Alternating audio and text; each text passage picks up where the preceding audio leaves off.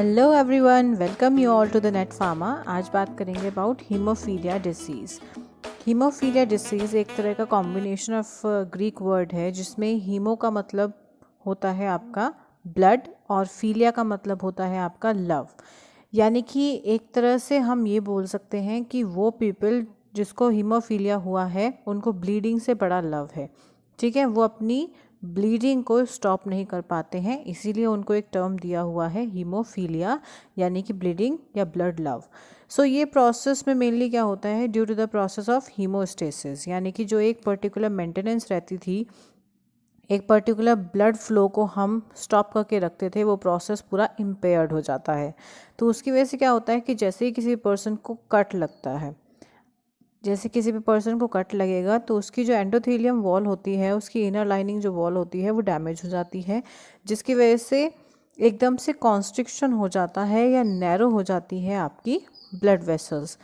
इसकी वजह से क्या होता है कि वो आपके ब्लड फ्लो को रिस्ट्रिक्ट करती है। ये कॉन्स्ट्रिक्ट होती है ताकि वो आपके ब्लड फ्लो को रिस्ट्रिक्ट कर सके, और वहाँ पर फिर कुछ समय बाद या उसी टाइम पर प्लेटलेट्स आनी शुरू हो जाती हैं, और वो क्या करती हैं, वो उस डैमेज वेसल वॉल्व को प्रिवेंट करती हैं और कुछ अलग प्लेटलेट्स को भी एक्टिवेट कर देती हैं, उनको रिक्रूट कर देती हैं उसी जगह पर, ताकि एक प्लग बन सके, ठीक है, उसको रोक सके। तो इस फॉर्मेशन ऑफ प्लेटलेट प्लग को हम बोलते हैं प्राइमरी हीमोस्टेसिस। इसके बाद कुछ कोएगुलेशन कैस्केड सिस्टम जो होता है वो एक्टिवेट हो जाता है, और जिसकी वजह से क्या होता है कि कुछ क्लोटिंग फैक्टर्स होते हैं, जिसमें से मोस्टली प्रोटीन्स होती हैं जो सिंथेसाइज्ड होते हैं। कुछ प्रोटीन्स होती हैं वो सिंथेसाइज होती है बाय द लीवर, और जो ये होती हैं ये मोस्टली इनएक्टिव फॉर्म में रहती हैं जब ये फ्लोट कर रही होती हैं ब्लड के अंदर। तो जो ये कैस्केड सिस्टम एक्टिवेट हो जाता है या स्टार्ट हो जाता है, तो इसमें से कुछ प्रोटीन्स जो हैं वो प्रोटोलाइटिकली क्लीव्ड हो जाती हैं, मतलब उनको काट दिया जाता है बीच में से। तो ये क्या करती हैं, ये एक्टिव हो जाती हैं, ये प्रोटीन्स कटने के बाद एक्टिव हो जाती हैं, और ये अपने अदर फैक्टर्स को फिर से एक्टिव बनाने के लिए उनको प्रोटोलाइटिकली क्लीव्ड करती रहती है। तो ये वाला दूसरे को करेगा, दूसरे वाला तीसरे को करेगा।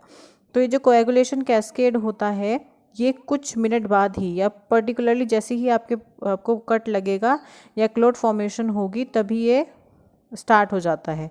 ठीक है, फ्यू मिनट्स के अंदर ये स्टार्ट हो जाता है, और इसका फाइनल स्टेप क्या होता है कि ये एक्टिवेट करता है प्रोटीन को, दैट इज़ फिब्रिनोजन, ताकि वो फिब्रिनोजन जो है वो कन्वर्ट हो सके इनटू फिब्रिन, और ये फिब्रिन डिपॉजिट हो जाता है, पॉलीमराइजेस द प्लेटलेट्स, और ये क्या करता है, अटैच हो जाता है टू द प्लेटलेट प्लैग, और जिस पर्टिकुलर सिस्टम को हम बोलते हैं क्या, सेकेंडरी हीमोस्टेसिस। ये सेकेंडरी हीमोस्टेसिस मेंटेन्ड करता है।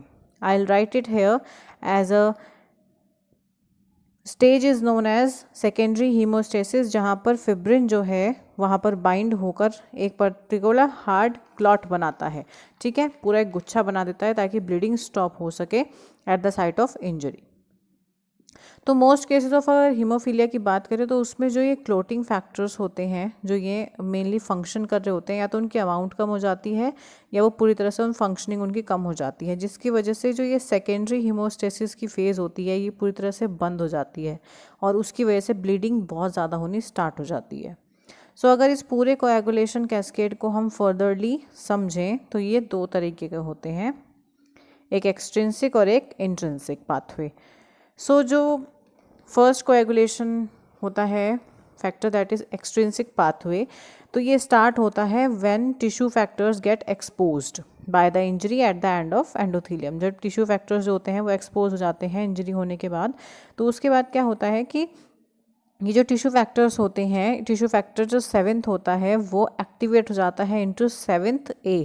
ठीक है, ये 7A में कन्वर्ट हो जाएगा, और फिर क्या होगा कि ये जो टिश्यू फैक्टर्स होते हैं ये प्लस 7A दोनों मिलकर एक कॉम्प्लेक्स बनाते हैं, और क्या करता है, ये जो फैक्टर, जो क्लोटिंग फैक्टर 10 होता है उसको कन्वर्ट कर देता है एक्टिव क्लोटिंग फैक्टर 10A में। ठीक है, ये हो गया एक्टिवेटेड फॉर्म।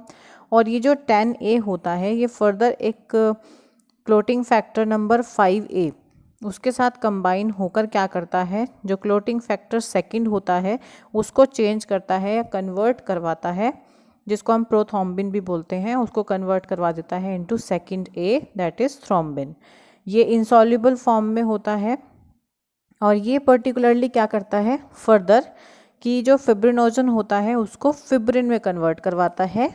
ये सेकंड ए फिब्रिनोजन को फिब्रिन में कन्वर्ट करवाएगा थ्रोम्बिन, सेकंड ए वाला जो एक्टिवेटेड फॉर्म थी। सो ये जो फिब्रिन होता है सॉल्युबल फॉर्म होती है और ये प्रेसिपिटेट की फॉर्म में ब्लड से बाहर आकर साइट ऑफ इंजरी पे जाकर क्लॉट बना देती है। थ्रोम्बिन का एक और काम होता है कि ये फैक्टर नंबर 13 को 13A में कन्वर्ट करवा देता है, क्लॉटिंग नंबर 13A, और ये 13A प्लस फिब्रिन जो फर्स्ट ए था वो दोनों एक कॉम्प्लेक्स बनाते हैं और स्टेबल क्लॉट फॉर्मेशन करते हैं। So this is all about the extrinsic pathway. Next अगर हम सेकेंड वाले की बात करें दैट इज़ इंट्रिंसिक पाथवे, तो ये स्टार्ट होता है जब प्लेटलेट एंटर करती है at the site of injury.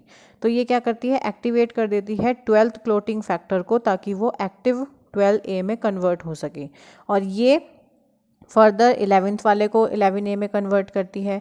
फिर ये 11A फर्दर 9 वाले को 9A में कन्वर्ट कर देती है क्लोटिंग फैक्टर्स को, और ये जो 9A होता है ये 8A के साथ कंबाइन होके फर्दरली 8A के साथ कंबाइन होकर ये क्या करता है 10th को 10A में कन्वर्ट करता है, और बाकी की जितनी भी प्रोसेस होती है वो ऐसे ही कंटिन्यू होती रहती है। सो हम आप ये कह सकते हो कि जो इंट्रिंसिक और एक्सट्रिंसिक पाथवे होता है ये कंबाइनली अगर आप उसको नोन कहो तो वो कॉमन पाथवे शो करते हैं, यानी कि ये सिंप्लीफाइड फॉर्म है जिसमें इंट्रिंसिक और एक्सट्रिंसिक पाथवे दोनों के दोनों एक पर्टिकुलर क्लोटिंग फैक्टर्स के थ्रू जुड़े हैं और उनका जो लास्ट का जो पूरा पाथवे होता है वो कॉमन पाथवे होता है। So this is a simplified pathway to understand coagulation cascade pathway, but it contains the key factors। ये ज़रूरी नहीं है कि जो पूरा है कि आपने सिंप्लीफाई में बता दिया, लेकिन यहाँ पर जितने फैक्टर्स की बात हो रही है उसमें से कुछ की फैक्टर्स होते हैं जो हीमोफीलिया करते हैं। तो उसमें जो भी इनसफिशिएंट अमाउंट में या decrease activity of any coagulation factor उसकी वजह से हीमोफीलिया होता है, ठीक है। एक्सेप्ट ये हीमोफीलिया जो होता है ये मेनली किससे नहीं होता है, that is the 12th factor, क्योंकि इसकी डेफिशिएंसी एसिम्टोमेटिक होती है, यानी कि ये इसमें कोई सिम्टम्स दिखाई नहीं देते। So haemophilia usually refers to the inherited deficiency of coagulation factors. ये दो तरीके के हो सकती हैं, क्वालिटेटिव और क्वांटिटेटिव। जो कॉमन डेफिशिएंसी होती है इसमें that is the clotting factor number 8। Clotting factor जो 8 होता है उसकी मेन डेफिशिएंसी हो जाती है इन द हीमोफीलिया और वो फर्दर 8A में कन्वर्ट नहीं हो पाता। लेकिन जो ये 8 वाला जो फैक्टर होता है इसको स्टेबलाइज करने के लिए एक अनदर फैक्टर होता है जिसको हम VWF that is the von Willebrand disease भी इसके थ्रू कॉज होता है। तो वॉन विलेब्रेंट फैक्टर जो होता है वो रिस्पॉन्सिबल होता है, और जो हीमोफीलिया होता है आपका इसको आप क्लासिक हीमोफीलिया भी बोलते हो, ठीक है। 8 की फैक्टर की कमी होने से वो हीमोफीलिया ए हो जाता है। नाउ अगर 9th फैक्टर की डेफिशिएंसी हो तो वो हीमोफीलिया बी, आप उसको रिफ़र करोगे नॉन एज क्रिसमस डिसीज़। इसका नाम एक पेशेंट के थ्रू रखा गया था, not by the holiday. So अगर हीमोफीलिया ए की बात करें तो that is also a main mimicry of von Willebrand disease, जिसको हम वॉन विलेब्रेंट डिसीज़ भी बोलते हैं। ये एक तरह की इनहेरिटेड प्रॉब्लम होती है जिसमें जो वॉन विलेब्रेंट फैक्टर था वो कम हो जाता है, उसकी डेफिशिएंसी हो जाती है। So this disease is mainly cause due to the deficiency of von Willebrand factor, और इसकी डेफिशिएंसी होने से फैक्टर 8 जो है उसका ब्रोक डाउन हो जाता है, उसकी डेफिशिएंसी हो जाती है। It causes the deficiency of और the broke down of the 8th factor. इसी से इसको वॉन विलेब्रेंट फैक्टर भी या डिसीज़ भी बोलते हैं। जैसे कि हीमोफीलिया ए होता है, बी होता है, ऐसे ही एक टाइप का और हीमोफीलिया होता है that is a haemophilia acquired होता है। इसके मेन कॉजेज़ जो होते हैं वो मेनली 4 तरीके से होते हैं। That is first one is a liver failure, क्योंकि लीवर मेनली सिंथेसाइज करता है, रिलीज़ करता है फैक्टर नंबर 1, 2, 5, 7, 8, 9, 10, 11 एंड 13। तो ये कुछ फैक्टर्स होते हैं जिसको ये लीवर मेनली सिंथेसाइज करता है और रिलीज़ करता है। साथ साथ विटामिन के की डेफिशिएंसी होने से भी हीमोफीलिया हो जाता है, क्योंकि विटामिन के की नीड होती है ताकि लीवर फैक्टर्स को रिलीज़ या सिंथेसाइज कर सके, जैसे कि फैक्टर नंबर 2, 7, 9 एंड 10। जो अदर कॉज होता है that is the auto immunity, जो हीमोफीलिया का अदर कॉज होगा that is the auto immunity against a clotting factor. Next one is finally there is a disseminated intravascular coagulation which consumes the clotting factor। अगर clotting factors ज़्यादा consume हो जाए तो उनकी कमी हो जाती है। Now अगर हम जो हीमोफीलिया होता है, एक पर्टिकुलर क्रोमोसोम अगर आप देखो तो उसमें अगर पर्टिकुलर F8 जीन प्रेजेंट है तो वो हीमोफीलिया ए का होगा, और अगर F9 जीन प्रेजेंट है तो that will be of haemophilia B. और ये दोनों जीन्स जो होते हैं वो एक्स क्रोमोसोम पर ही प्रेजेंट होते हैं, meaning both conditions are X linked recessive, यानी कि अगर इसमें कमी होगी तो सिर्फ एक्स वाले में कमी होगी। सो यूजुअली जो ये होता है ये मेनली मैन को अफेक्ट करते हैं, विमेंस को नहीं, इसीलिए F9 और F8 जीन की एक ही कॉपी प्रेजेंट होती है किसी पर्टिकुलर में। विमेंस में जो होता है एक म्यूटेटेड जीन कॉपी होती है और वेराज एक हेल्दी जीन कॉपी होती है। सो इसीलिए इनको हीमोफीलिया नहीं होता है। And lax X chromosome inactivation turns off the normal copy in majority of cells, but generally women's are carrier, ये इस डिसीज़ को कैरी करती हैं, ये फैला सकती हैं पर्टिकुलरली, बट इनको कोई डिसीज़ नहीं होता है। वेराज जो मैन होते हैं वो एसिम्टोमेटिक होती है, उनको कोई सिम्टम्स नहीं होते। So thank you so much, do like share and subscribe my channel for the second video of haemophilia. Thank you so much, please like and subscribe.